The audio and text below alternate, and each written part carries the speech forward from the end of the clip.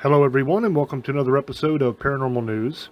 Today's article comes from the Rocky Mountain Sasquatch Organization, and the headline is Clay Elam Sasquatch Lived in Aunt's Old Barn. Face-to-face encounter. It was published February 2nd, 2022. Thomas Jennings writes RMSO. Hi guys.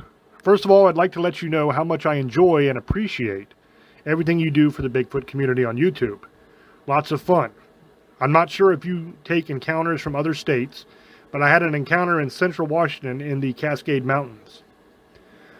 I was around 10 years old, and it was in the 70s, and my uncle had a cabin in the outskirts of Clay Elam, Washington.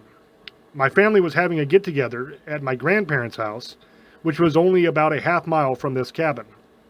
My sister, who was around 15, was sneaking cigarettes, and she would take me, thinking I wouldn't tell on her if she took me with her, LOL.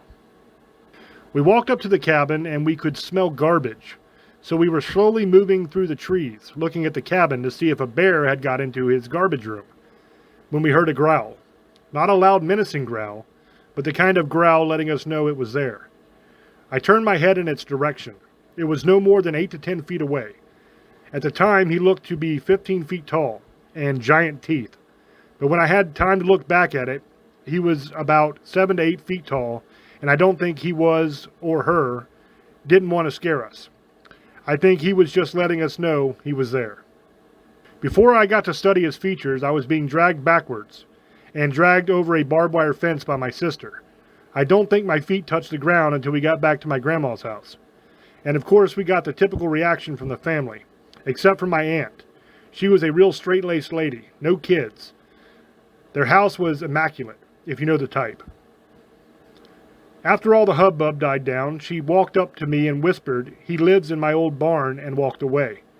I was completely blown away. I don't camp after that, and I didn't let my kids. I don't hunt much, and I stay in my car when I'm in the woods. It has affected me for some reason. But every time I'm in the forest, I can't get it out of my head. My wife and kids are the only ones I've told this to, and my kids think I'm crazy. LOL. Thank you. And that is the end of this article. Now this is a fun little witness account here. I like how when they heard the growl and they saw the Sasquatch, they just hauled ass. They just took off running, and it really freaked them out and scared them. You get that a whole lot with people that I've read different witness accounts, and a lot of people are kind of scared of these things when they see them in the woods. Now, I've had my own encounter. I've talked about it on Staring Into the Abyss. I've talked about it in a bunch of different videos, so I'm not going to go back over it again here. But I didn't really have fear during my encounter. I actually chased after the thing because I was worried. My wife was getting ready to come home from work, and I was worried that she would be scared half to death by it. So that protective instinct kind of kicked in for me.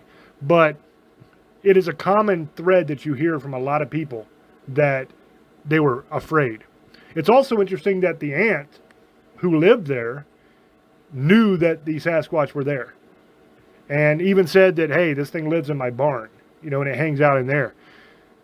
You hear that quite a bit as well from people who live in these areas with heavy Sasquatch populations and heavy density of sightings. A lot of these people know that these things are around, and they've seen them multiple times, and they see them, some people see them with regularity. So that's interesting as well. Let me know down in the comments section what you guys think. As always, it is up to you to make up your own minds, and I will catch you on the next one. Until I speak to you again, love many, trust few, and do harm to none. God loves you, and so do I. Bye-bye.